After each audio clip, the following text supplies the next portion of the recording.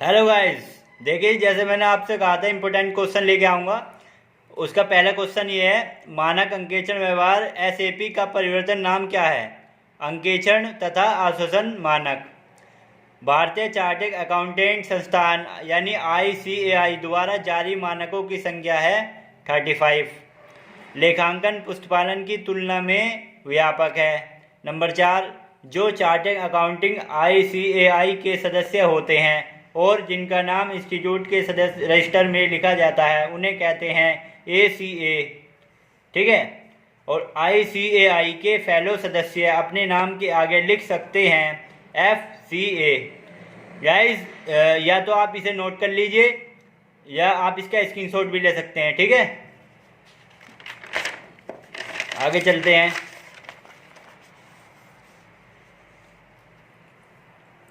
ICAI का प्रधान कार्यालय स्थित है दिल्ली में। नंबर 7, अंकेक्षण व्यवहार समिति यानी एपीसी की विविध स्थापना हुई थी 17 सितंबर 1982 को। नंबर 8, अंकेक्षण को नियंत्रित करने वाले आधारभूत सिद्धांतों की विवेचना की गई है आईसीएआई द्वारा।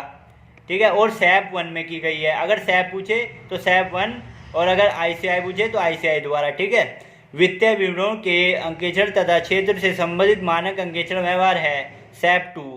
सैप 2 के अंदर अंकेक्षण तथा क्षेत्र से संबंधित मानक अंकेक्षण व्यवहार आता है। अंकेक्षण अनिवार्य है संयुक्त पूंजी वाली कंपनी में, याद रखना। नंबर 11, यदि एक साझेदारी फर्म अंकेक्षण कराती है तो इसे कहते हैं ऐच्छिक अंकेक्षण। यदि कोई साझेदारी फर्म अंकेक्षण कराती है तो अपनी मर्जी से कराती है अंकेक्षण, अनिवार्य नहीं है वो।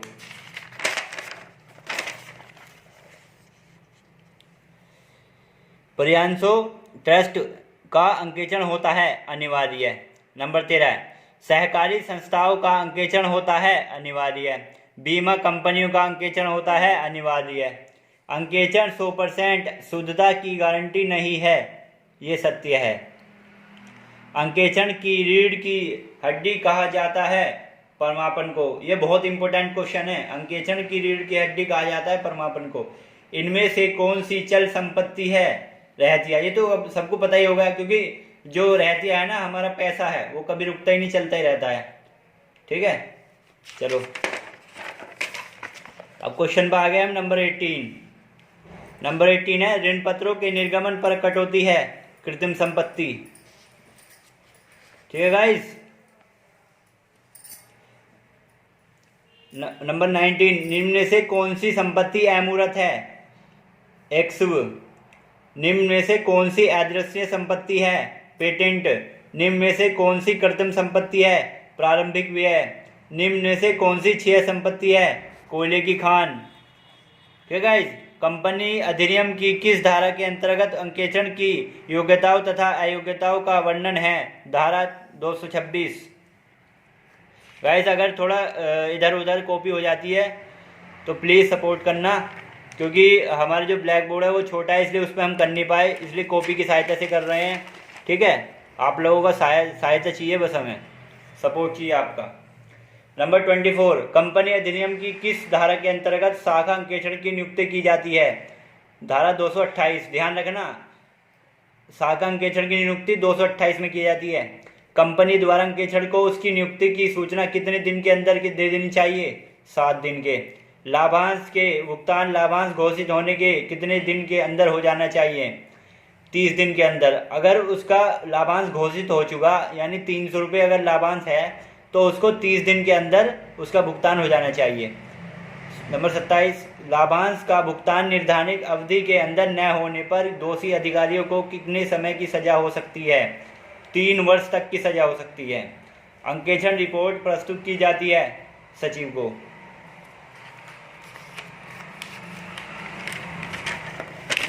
बहुत ही बेहतरीन क्वेश्चन है, आप एक बार पढ़ोगे ना, बहुत अच्छे से रिवाइज हो जाएगा, याद हो जाएगा।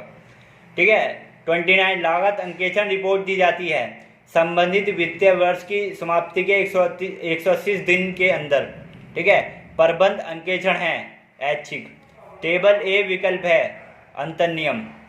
सार्वजनिक कंपनी में कम से कम कितने संचालन होने चाहिए? कम से कम 3 होने चाहिए। निजी कंपनी में कम से कम कितने संचालन होने चाहिए? कम से कम 2। प्रबंध संचालन कितने समय के लिए नियुक्त किया जा सकता है? 5 वर्ष।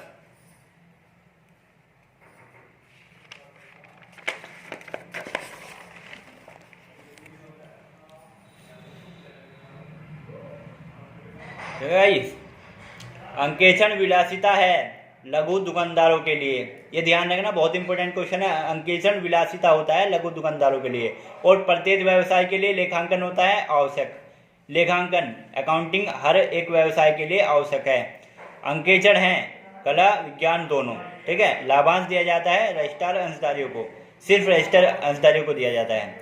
चार्टर्ड अकाउंटिंग एक्ट 1949 के अधीन एक अंकेक्षण को उत्तरदायी ठहराया जा सकता है।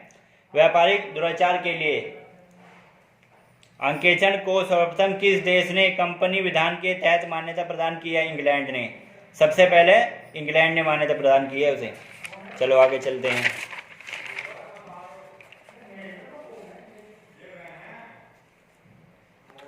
क्वेश्चन नंबर 41, लेखांकन की दोहरा लेखा प्रणाली को किस प्रस्तावित किया जाना अथवा प्रतिपादित किया? लुकास पेसियोली ने लिखी है।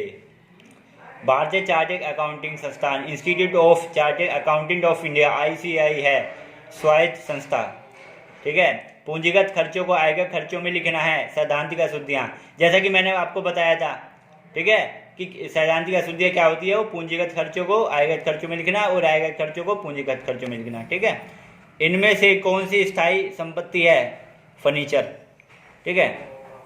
यदि एक मशीन का मूल्य 45,000 है, अवशेष मूल्य 5,000 है एवं अनुमानित जीवन 4 वर्ष है, तो मशीन का वार्षिक ह्रास है। तो इसमें हम क्या करेंगे? सबसे पहले ध्यान देना है, मशीन का जो मूल्य है वो 45,000 रुपये है, उसमें से जो अवशेष मूल्य है वो माइनस कर दो, ठीक है। अवशेष मूल्य हमेशा माइनस होता है, अवशेष मूल्य माइनस कर दिया, बचा 40,000 रुपये, ठीक है। अब ह्रास हमें निकालना, तो 40,000 और कितने साल का निकालना है? 4 वर्ष का। 4 से डिवाइड करते हैं, 10,000 1 साल का ह्रास आ गया, ठीक है। चलो ध्यान रखना, ऐसे निकलेगा ये। चलो 46, भारत में कंपनी खातों का अंकेक्षण कब से अनिवार्य किया गया? 1914 से, 1914 से। भारत में चार्टर्ड अकाउंटिंग अधिनियम कब पारित हुआ? 1949 से। एक अंकेक्षण कौन हो सकता है? चार्टर्ड अकाउंटेंट, ठीक है। अंकेक्षण है रखवाली करने वाले कुत्ते की तरह। कार्यालय टेलीफोन का घरेलू उपयोग है, सुविधा का गबन। अगर कार्यालय का टेलीफोन घर में उपयोग हो रहा है तो वो सुविधा का गबन कहलाया जाएगा। एक स्वच्छ रिपोर्टर वह है जिसमें अंकेक्षण किसी त्रुटि, कपट या अनियमितता का वर्णन नहीं करता, ठीक है। बहुत ही प्यारे क्वेश्चन है, मैंने बहुत मेहनत से ये इकट्ठे किए हैं, ठीक है। 52, खातों में जालसाजी करने पर अंकेक्षण को अधिकतम कितने वर्ष की सजा हो सकती है? 7 वर्ष की। व्यवसाय की आर्थिक स्थिति सुदृढ़ करने के लिए निम्न में से कौन सा संचय उपयोगी है? गुप्त संचय। मूल्यांकन के उत्तम मूल्य पहले निर्गमन हाइफो विधि का प्रयोग किया जाता है जब सामग्री का मूल्य घट रहा हो, ठीक है। ह्रास का प्रावधान करने के बाद संचय में अधिक से अधिक कितनी राशि हस्तांतरित की जा सकती है? 10%। बीमा कंपनी को न्यूनतम कितने प्रतिशत आयोजन करना आवश्यक है? 40%। 57, प्रबंध अंकेक्षण का सर्वप्रथम प्रयोग कहाँ हुआ? अमेरिका में, ठीक है, ध्यान रखना है। 58, अंकेक्षण एक पालतू कुत्ते के समान है, न कि शिकारी कुत्ते की तरह। यह कथन है न्यायाधीश LJ लोपस का। कंपनी अधिनियम 1956 की धारा 100 संबंधित है, 100 संबंधित है अंश पूंजी में कमी, ठीक है। एक अंकेक्षण को नहीं होना चाहिए संकालु। अर्थवर्ष की खाता 2000 से अधिक नाम किया गया, जबकि अचीर का खाता 2000 से कम कर दिया गया, तो यह खाता कहलाता है क्षतिपूर्ति अशुद्धियाँ। ये अशुद्धियाँ जो कहलाएंगी क्षतिपूर्ति अशुद्धियाँ कहलाएंगी। मैंने आपको बताया था अगर एक का खाता बढ़ा दिया जाए और एक का घटा दिया जाए तो क्षतिपूर्ति अशुद्धियाँ कहलाती हैं। और यदि एक अंकेक्षण कंपनी की भाइयों में जालसाजी के लिए दोषी पाया जाता है तो उसका दायित्व होगा सापराध। लागत अंकेक्षण अनिवार्य होता है उत्पादकीय संस्थाओं में, ठीक है।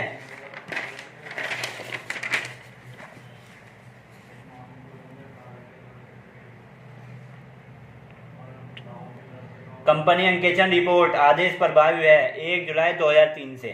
जब वार्षिक साधारण सभा में अंकेक्षण की नियुक्ति नहीं की जाती है तो उसकी नियुक्ति की जाती है केंद्र सरकार द्वारा। ठीक है।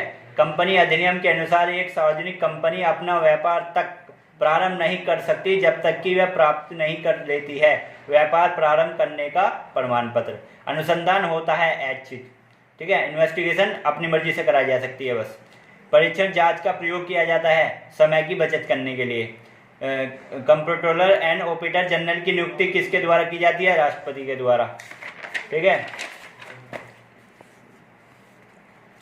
एक कंपनी के प्रथम अंकेक्षण की नियुक्ति की जाती है संचालक मंडल द्वारा। लेखांकन प्रमाण 26 के अंतर्गत एक्सु का उपयोगी जीवन काल निर्धारित किया गया है 10 वर्ष। और ह्रास उत्पन्न होता है किसी भी कारण से हो सकता है ह्रास। ठीक है। और संपत्तियों का निरंतर उपयोग है ह्रास का आंतरिक कारण। ठीक है। संचय बनाया जाता है सामान्य उद्देश्य के लिए, जो हमारा रिजर्व बनता है वो सामान्य उद्देश्य के लिए। लाभांश दर तय करने के लिए कौन अधिकृत है? संचालक्रमण। ठीक है।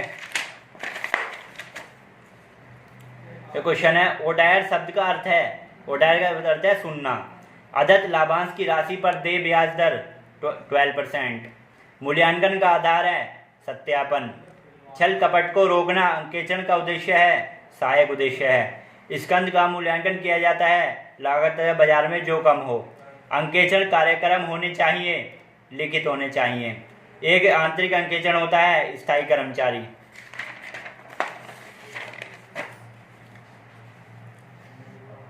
आंतरिक अंकेक्षण की नियुक्ति की जाती है प्रबंध द्वारा। 84 अनुसंधान कराया जाता है फर्म के मालिक द्वारा या बाहरी पक्षों के द्वारा, दोनों के लिए। बोनस अंशों का निगमन किया जाता है बिना प्रतिफल के। भारत में लेखाक्रम की शिक्षा का अनुसरण सर्वप्रथम किस सरकार ने किया? मुंबई सरकार ने। एक अंकेक्षण का उच्च नैतिक स्तर होता है जन्मजात गुण। कर की चोरी से सुरक्षा प्रदान करना अंकेक्षण का उद्देश्य है, सामाजिक उद्देश्य है। ठीक है गाइस। एक पनवारी के लिए अंकेक्षण होता है विलासिता। जहां आंतरिक जांच पद्धति संतोषजनक नहीं है वहां अंकेक्षण की जांच कौन सी पद्धति उपयुक्त रहती है? चालू अंकेक्षण। एक चार्टर्ड अकाउंटेंट के काम प्राप्त करने के लिए गस्ती पत्र भेजा, क्या वह उत्तरदायी होगा व्यवसायिक दुराचरण के लिए? निम्न में से कौन सा श्रम विभाजन के सिद्धांत पर आधारित है? आंतरिक नियंत्रण। नैत्य जांच किसके द्वारा की जाती है? संस्था के कर्मचारी द्वारा। प्रमापन के अंतर्गत जांच की जाती है प्रारंभ लेखा पुस्तकों की। ठीक है गाइस। 95 प्रमापनों की जांच करना किसके कार्य क्षेत्र के अंतर्गत आता है? प्रमापन के। प्रत्येक प्रमापन पर हस्ताक्षर होने चाहिए उत्तरदायी व्यक्ति के। उद्र मूल्य संबंधित है अंश से। मूल्यांकन का आंतरिक मूल्य विधि संबंधित है अंश से। व्यवसायी द्वारा लगाई गई पूंजी है पूंजीगत प्राप्ति। हिसाब किताब में गड़बड़ी प्राय की जाती है उच्च प्रबंध द्वारा। ठीक है। थोड़ी सी बोर्ड की प्रॉब्लम हो रही है, बस ये लॉकडाउन खत्म हो जाए फिर बोर्ड आ जाएगा, आराम से क्वेश्चन करेंगे। गैर व्यापारिक संस्थाएं तैयार करती है आय व्यय खाता। एक कंपनी सौदे पूर्वाधिकार अंश शेयर इस अवधि से अधिक के लिए जारी नहीं कर सकती है, 20 वर्ष से ज़्यादा नहीं कर सकती वो। कंपनी अधिनियम की धारा 198 के अनुसार अधिकतम प्रबंधकीय परिचालन में शुद्ध लाभों के कितने प्रतिशत तक होना चाहिए? 11%। बहुत इंपॉर्टेंट क्वेश्चन है। अंकेक्षण शब्द लैटिन भाषा के किस शब्द से लिया गया है? ओडायर। ये बहुत इंपॉर्टेंट है। यदि प्रस्तावित लाभांश 13% है तो संचयी निधि कोष में हस्ताक्षर की जाने वाली राशि है वर्तमान लाभ का 5%। इसमें से 8 माइनस कर देते हैं, जो बचता है उसे वो लाभ का उसका इतना % जाता है। ठीक है। 104 एक समय पर एक कंपनी अंकेक्षण कितनी कंपनी से अधिक का अंकेक्षण नहीं बन सकता? 20 से अधिक कंपनी का। एक लोचदार योजनाबद्ध जांच की प्रक्रिया को अंकेक्षण कार्यक्रम कहते हैं। यह परिभाषा है आर्थर डब्ल्यू होम्स की। अंश पूंजी में कमी की अनुमति की जरूरत न्यायालय द्वारा पूरी की जाती है। प्रारंभिक लेखों की पुस्तकों में लिखी जाने वाली मदों की सत्यता को जांच ही प्रमापन कहलाता है। यह कथन है, ये J.R. पेटलीबॉय का कहना है। ठीक है। कर अंकेक्षण किस धारा के अंतर्गत है? 44 AB। कर अंकेक्षण टैक्स ऑडिट जो है वो 44 AB के अंतर्गत है। जब कंपनी के खाते सही एवं उचित स्थिति प्रकट करते हैं तो अंकेक्षण अपनी जो रिपोर्ट प्रस्तुत करता है उसे कहते हैं अमर्यादित रिपोर्ट। ठीक है गाइस, अब आ गए हम 112 क्वेश्चन। माओकारो 1988 लागू होता है, 1988 लागू होता है व्यावसायिक दुराचार के लिए, जिसपे व्यवसायिक में दुराचार होता है। निम्न में से कौन व्यक्ति अपनी अंकेक्षण के योग्य नहीं है, यानी सभी। निम्न में से अंश के अंकित मूल्य का कितने प्रतिशत प्रार्थना पत्र के साथ मिलना चाहिए, 5%। निम्न प्रपत्रों पर विचार कीजिए, यानी इन्हें सही ढंग से लगाइए। अंकेक्षण रिपोर्ट, अंकेक्षण कार्य, अंकेक्षण नोटबुक, अंकेक्षण फाइल। तो हम सबसे पहले लगाएंगे अंकेक्षण कार्यक्रम, उसके बाद अंकेक्षण नोटबुक, उसके बाद अंकेक्षण फाइल, उसके बाद अंकेक्षण रिपोर्ट। ऑप्शन हो जाएगा 3, 2, 4, 1। ठीक है गाइस, ये थे हमारे 115 क्वेश्चन इम्पोर्टेंट। इसमें से 70% आपका पेपर उसके अंदर मिलेगा, पेपर के आपके। ठीक है, बहुत इंपॉर्टेंट क्वेश्चन है, तो आप इसे नोट कर लीजिए या स्क्रीनशॉट लेकर पढ़ लीजिए। ठीक है guys, thank you so much.